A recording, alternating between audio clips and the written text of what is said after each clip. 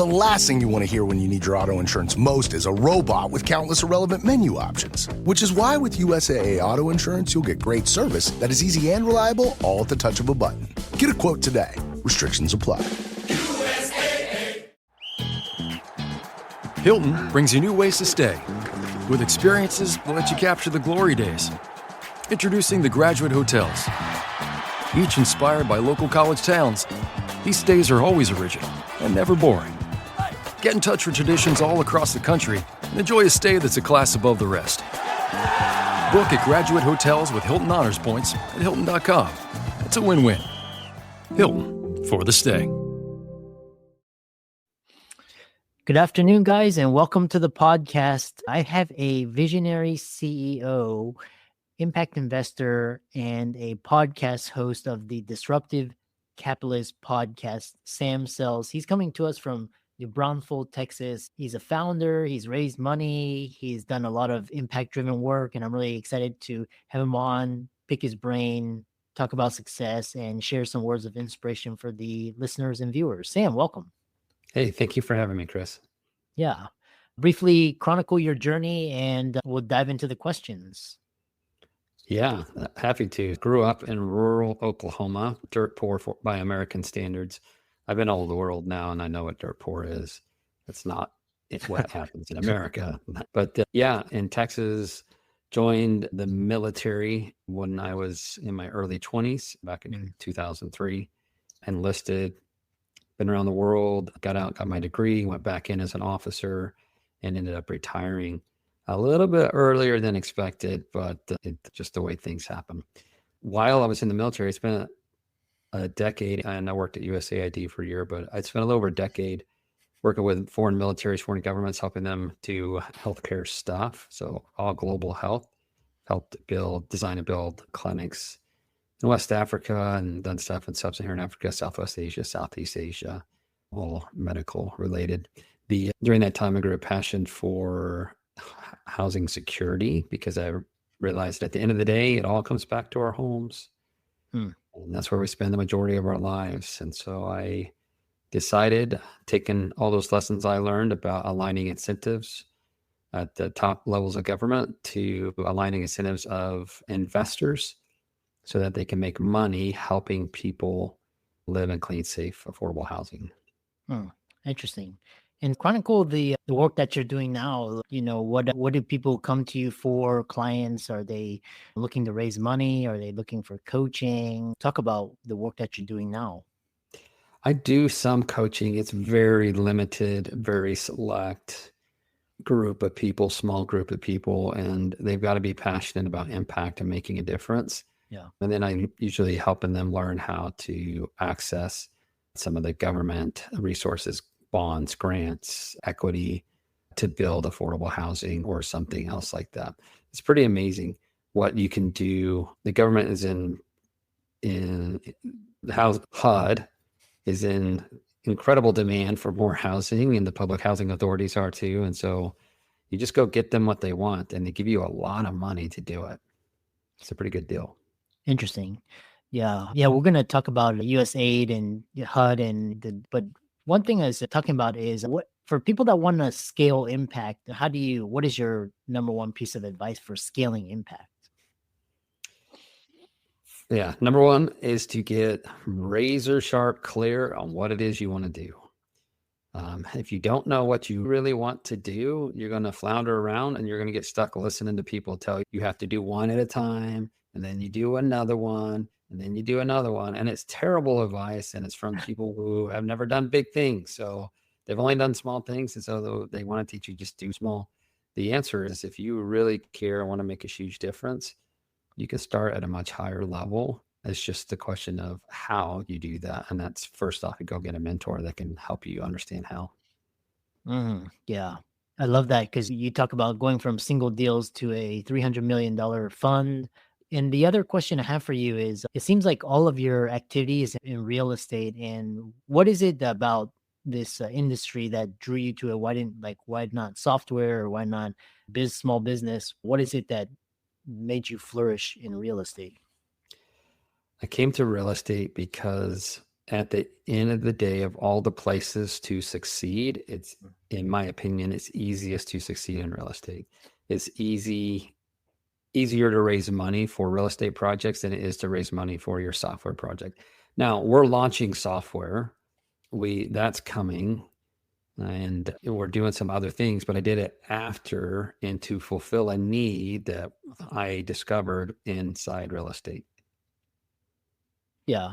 The other talk about this, how do you solve the affordable housing crisis through smart investing? Yeah, great question. If you look, the thing that makes us happy in our lives is to have meaning, some kind of meaning in our lives, whether that's kids, whether that's family, whether that's volunteering time, going to the orphanage, finding God and spreading the gospel. Like the things that we do that create meaning, give us meaning and help us feel powerful and help us feel joy. There's no reason why we can't attach the way we invest to creating meaning. If you care about affordable housing, you care about making a difference and improving the world around us, a great thing to do is to go find someone like myself. There's other impact investors. There's great groups out there. There's not a lot of them, but they're out there who are taking investor capital and deploying it into creating more affordable housing and still generating return. So for us, like we have one opportunity where you can get a 3x on your money in 5 years, and we have another opportunity you can get 2x on your money in 5 years. And it goes towards tearing down slums and rebuilding beautiful, nice buildings that are then leased back to the government. The government pays the rent on the facilities, and it's filled with people who are struggling. And that's a great model if you like money and making a difference. Yeah. Interesting.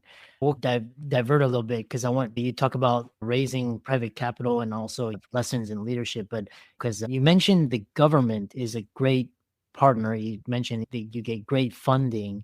You mentioned you work for USAID. I'll ask you about USAID in a little bit. But Yeah. with the new administration and they're going for maximum efficiency, is the government still a good partner? Or I'm Yes. curious to hear your thoughts. Yeah, I hear this all the time. We happen to know the new HUD secretary. We happen to know Scott Turner and Frank Cassidy, who's the new commissioner.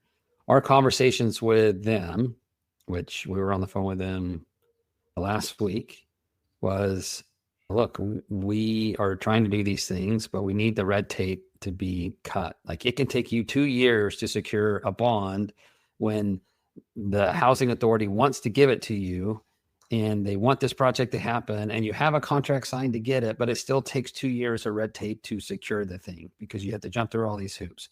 Like that's government inefficiency, and it's been built over generations of more presidents and governors just adding more crap to the system, right? There's no need. We have the demand signal. We have the people who make good choices ready to give it. It's just the system. We've created a really dumb system. And so what we really like about Scott Turner and Frank Cassidy is that they are willing to cut red tape. It's still got to be a good project. It's still got to be the right thing to do. It can't be loaded to the gills with extra cost. They want it to be streamlined. They want to make sure that they're using the government dollars, which are our dollars, as best as possible. It's freaked out a lot of people because they've cut off programs. But what we are seeing is they're replacing that with stuff that makes sense. Interesting. And then one particular curious, I was just on Twitter and I see these tweets from Elon and Trump about USAID. And my question for you is, because you work for USAID and obviously but is USAID a operation to allow politicians to launder and embezzle money? Just they were saying it's for foreign aid. You see all these politicians with hundreds of millions of net worth, like making 150K. How is that possible? So I never saw any of that while I was there. And granted, I was only there for a year and I was part of the OFDA, the Office of Foreign Disaster Assistance. And I would say without hesitation, they are one of the best organizations in government I've ever worked for. And I've been in the military. I've been in special operations. That group was incredibly efficient with government dollars, incredibly wise, really great stewards. Now, USAID is really big, or was really big. And I will tell you that just like any other government organization, it's political appointees who run those organizations. So Obama, Clinton's, they appoint whoever they want to be in charge of the stuff. And it's quite possible that some of those allegations are true because you have political appointees who are answering to their masters, and they then allocate government dollars to nonprofits that are owned and operated by the Clintons. And the Clintons use their nonprofits as paying their private air flights all over the world and meeting all their friends and all this other stuff. Like I don't know if you can ever get rid of all that stuff, but I know you can't blame that all on USAID. You have to blame it on the politicians who were appointed and did that. Interesting.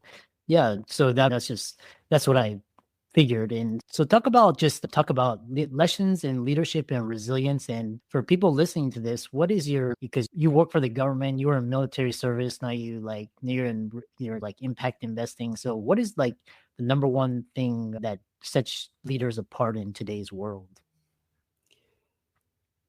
It's how we deal with failure. Leaders, everybody fails. All of us fail. We all fail. Leaders don't blame the heck out of everybody else. They just get back up and they get going again. And they rally the troops and say, folks, we failed. This is why we failed. This is how we failed. Then let's keep going. A lot of people are failing in the market. Now, I will say that there are evil leaders, and evil leaders will use the failure of somebody else as an opportunity to create us versus them, the Hitler mentality, the politician's mentality. Look, Doge fired a single mom with cancer. Elon is a terrible human being, right? And then like they feed that narrative, and that is also a form of leadership. It's just a really sucky form. Interesting. Yeah. And what is for people that are interested in raising private capital? What is like you don't have to, but what is the number one thing that helped you succeed? Yeah. The number one thing is to speak, I guess. People have to hear your voice. If they don't hear your voice, they don't know who you are. They're not going to give you money. They can't trust you. I have found that when I am in rooms with other people and they can see who I am, they can see my character, they can get a feel of how I communicate and how I talk, and we can relate on a personal level, that's when we secure our biggest checks. Yeah. So we have just a few minutes remaining. And one thing is, because I've always talked to what are some of the greatest books I know for the viewers on the show that I've seen, like Good to Great, Built to Last, and what are some of the books that really help stand out and help shift your mindset and your framework? Recently, I read Buy Back Your Time by Dan Martell. Fantastic book, probably one of the best business books I've read. It was just in my life where I was at, delegating and so forth, it was perfect.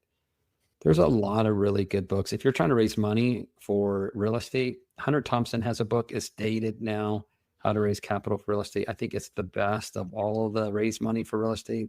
You're better off finding a mentor who can help you not go to prison. I hear prison sucks. I haven't been there. I don't want to go there.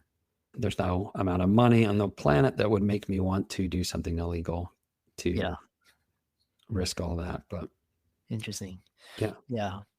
Yeah, really fascinating conversation and really a lot of enlightening. If people wanted to visit you and connect with you and reach out to you, how could they do that? Easiest probably on LinkedIn, Samuel Sells. Check me out on LinkedIn. You can also visit or shoot me an email at sam@impactgrowthcap.com, or you can go to our website, impactgrowthcap.com, and would love to connect. Excellent. Thanks so much for coming on, and keep up the great work. Thank you, Chris. Really appreciate it, buddy.